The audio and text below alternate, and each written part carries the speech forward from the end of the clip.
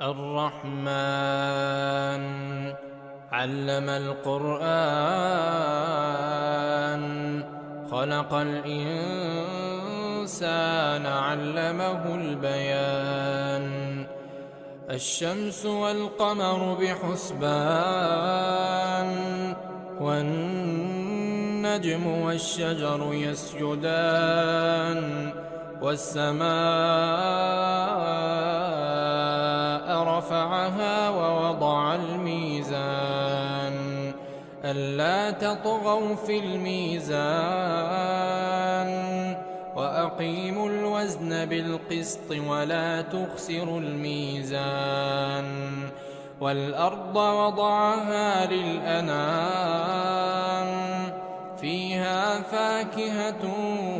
والنخل ذات الأكمام